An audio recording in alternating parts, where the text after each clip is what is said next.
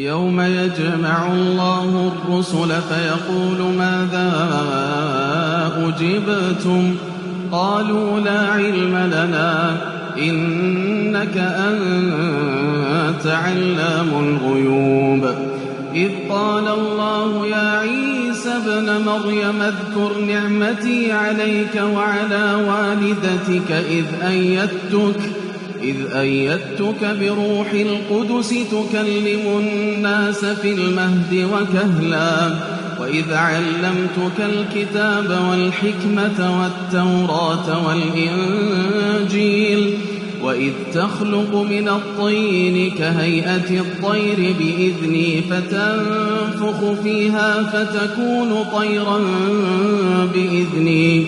وتبرئ الأكمه والأبرص بإذني وإذ تخرج الموتى بإذني وإذ كففت بني إسرائيل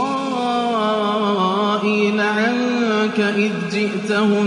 بالبينات فقال